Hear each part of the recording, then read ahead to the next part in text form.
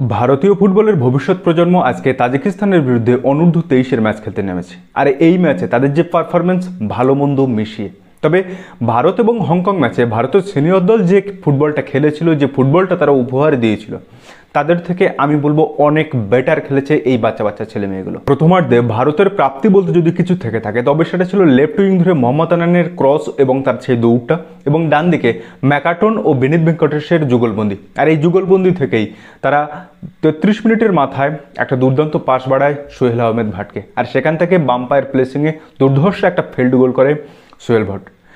কিন্তু বারবার মাঝমাঠটা ফেলিওর করে ভারতের এই বাচ্চা বাচ্চা ছেলে মেয়ে বা এই অনূর্ধ্ব 23-এর দলটাও।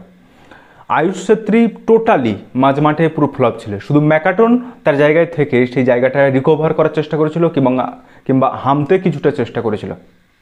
কিন্তু যদি দেখা যায় তবে মাঝমাঠে আয়ুষ ছেত্রী বা মাঝমাঠে ভারত কিন্তু দখল নিতে পারেনি। নৌশদ মুসার এই ছেলেরা সেইভাবে মাঝমাঠে দখল নিতে না পারার কারণে গোলের লিড থাকা সত্ত্বেও যখন দ্বিতীয়ার্ধের খেলা শুরু হলো 56 মিনিটের মাথায় তাজিকিস্তানের অ্যাটাককে সামলাতে গিয়ে বেফালতু এমন একটা ফাউল করে বসলো আয়ুষদীপ ছাত্রী।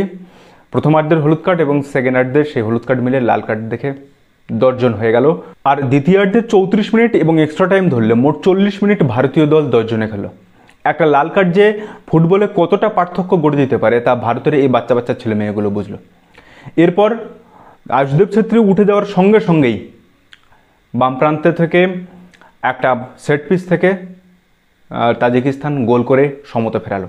কিন্তু এর মধ্যেও আশার আলো হচ্ছে যে পার্থিব গগৈ যখন সাবস্টিটিউট হিসেবে নামলেন, সুপার সাব হিসেবে দুর্দান্তভাবে একটা ডিফেন্ডারকে কাঁধে করে নিয়ে ডান পায়ের প্লেসিংয়ে দুর্ধর্ষ গোল করে 86 মিনিটের মাথায় ভারতকে আবার এগিয়ে দিল। কিন্তু আবার সে তথৈবচী অবস্থা। বাম প্রান্ত ধরে মুহুর্মুহু আক্রমণ করতে শুরু করলো এবার তাজিকিস্তান, 10 জনের ভারতকে আরও চেপে ধরলো। এবং এই সময় এক্সট্রা টাইমে 90+1 মিনিটের মাথায় অভিষেক সিং আবার ভুল করে বসলো। আর সেখান থেকে দুর্ধর্ষ 11 নম্বর জার্সি তাজিকিস্তানের এত সুন্দর একটা ফ্রি কিক নিল, এবং সেই ফ্রি কিকে প্রিয়াংশ আচারিয়া এত বাজে একটা আউটিং করলো যে বলের নাগাল তো পেল না, আর বল গিয়ে পড়লো তার ঠিক পিছনে। সেখান থেকে দুর্ধর্ষ হেডে গোলটা দিয়ে দিল। তাজিকিস্তান যখন গোলের সমতা ফেরায় তখনও প্রিয়াংশ আচারিয়া চুপচাপ দাঁড়িয়েছিল, তার কিছু করার ছিল না প্রথম গোলটার ক্ষেত্রে। কিন্তু দ্বিতীয় গোলের ক্ষেত্রে তার আউটিংটা এতটা বাজে ছিল, যদিও মাত্র 18 বছরের একটা ছেলে, যদিও কিছুদিন পর আর 2-4 বছর পর তারাই সিনিয়র লেভেলে খেলবে। এটা তো গেল সেকেন্ড গোল। এরপর আর 4 মিনিট পরে 95 মিনিটের মাথায় আবার কর্নার থেকে আরও একটা হেডে গোল।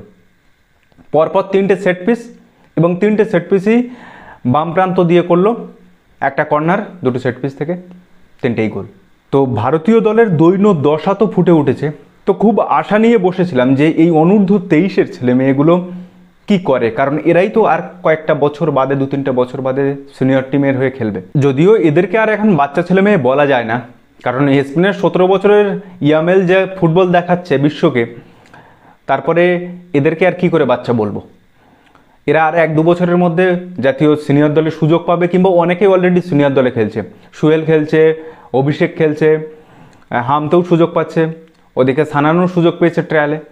তো এভাবে যদি দেখা হয় যে ভারতীয় দলে এই সমস্ত প্লেয়ারগুলো খেলবে, কিন্তু সবচেয়ে যেটা অবাক করলো 60 থেকে 70 মিনিটের মাথায় সেই সিনিয়র দলের মতোই ভারতের এই অনূর্ধ্ব 23 দলও হাঁপিয়ে পড়লো।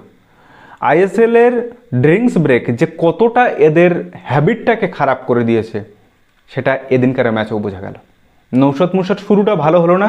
প্রথমার্ধে যে চাপটা ভারতীয় ফুটবল রাখতে পেরেছিল, যত সময় গড়াতে থাকলো তাজিকিস্তানের চাপের কাছে ভারত তত খেই হারিয়ে ফেলল। এই অনূর্ধ্ব 23 দল ভারতের সিনিয়র দলের থেকে অনেকটা ভালো খেলেছে, যদিও ভুলচুক অবশ্যই ছিল। তবে ভুলচুকগুলোকে যদি সাইড করে রাখি তাহলে দেখুন তাজিকিস্তান 3টে গোল করেছে, 3টেই কিন্তু সেট পিস থেকে। আর সেখানে ভারত যে 2টো গোল করেছে, 33 মিনিটে সোহেল ভাট এবং 86 মিনিটে পার্থিব গগৈ যে 2টো গোল করেছে তারা, এই 2টো গোলই কিন্তু ছিল ফিল্ড গোল, যেটা ভারতের সিনিয়র দলে ভীষণ অভাব। সেদিক দিয়ে দেখতে গেলে ভারতীয় দলের প্রাপ্তির মধ্যে এই 2টো গোল তো অবশ্যই আছে, প্লাস লেফট উইং ধরে মোহাম্মদ সানানের নতুনভাবে একটা বিকল্প পাওয়া, অন্যদিকে বিনীত ভেঙ্কটেশ এবং মাঝ মাঠে ম্যাকাটনের দুরন্ত পারফরমেন্স এই প্রাপ্তিগুলো কিন্তু এই অনূর্ধ্ব-23 দল দিয়ে গেল। হ্যাঁ, গোলকিপিং এবং ডিফেন্স লাইন হরিবল ছিল। সেট পিস থেকে যে শটটা নিল, যে ফ্রিকিকটা নিল তারা, সেই ফ্রিকিকটা তাদের মাথার উপর দিয়ে গিয়ে ফাঁকায় দাঁড়িয়ে থাকে একটা প্লেয়ারের মাথায় গিয়ে পড়ছে তাজিকিস্তানের, আর সেখান থেকে সে বিনা বাধায় হেডে গোল দিয়ে যাচ্ছে। তো ডিফেন্সে আরও উন্নতি করতে হবে। নৌশাদ মুসা সদ্য তার ডেবিউ হলো ভারতের এই ম্যাচের মধ্য দিয়ে। তো এখন দেখার কিভাবে এই ভুল ত্রুটিগুলো সামলে দিয়ে ভারত আরও সামনের দিকে এগিয়ে যায়। তবে ভারতীয় ফুটবলের বর্তমান যা অবস্থা, তাতে বাচ্চা বলুন বড় বলুন সব দলেরই একই সমস্যা, 60-70 মিনিটে গিয়ে হাঁপিয়ে যাওয়া, প্লাস মাঝ মাঠের দখল তো বারবার হারানো। আর মাঝ মাঠের দখল হারালে সেই দল কখনো ফুটবল জিততে পারে না। হ্যাঁ, এ কথা ঠিক যে সব ক্ষেত্রে যে মাঝ মাঠের দখল থাকলে সেই দল জেতে সেটা কিন্তু না, তবে সেটা কিন্তু রেয়ার। 10 বারের মধ্যে আপনি 1 থেকে 2 বার দেখবেন যে মাঝ মাঠের দখল থাকা সত্ত্বেও হেরেছে। তো যাই হোক, এইরকম একটা পজিশনে দাঁড়িয়ে আমি আবারও বলছি, কল্যাণ চৌবে আর কবে আপনি ওসিআই প্লেয়ারদেরকে নিয়ে আসবেন? ওসিআই প্লেয়ার 33টা সিলেক্ট হয়েছে, কিন্তু তারা সেই নামগুলো তো ডিসক্লোজ করতে পারতেন, আপনি সেটাও করলেন না।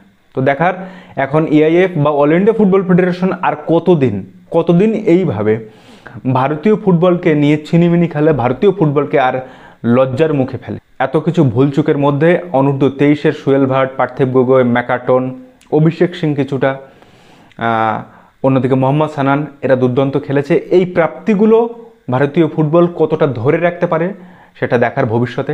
তো যাই হোক, আজকের ভিডিও এখানে শেষ করছি। আর যদি ভারতীয় ফুটবলের সমর্থক হন তাহলে অবশ্যই আপনারা কমেন্ট করুন এবং এই ভিডিওটা শেয়ার করে আপনার বন্ধুবান্ধব ও চেনা জানা মানুষের মধ্যে ছড়িয়ে দেবেন। তো যাই হোক, দেখা হচ্ছে পরের কোনো ভিডিওতে। ততদিন ভালো থাকবেন, সুস্থ থাকবেন, আর অবশ্যই নিজের খেয়াল রাখবেন। ধন্যবাদ।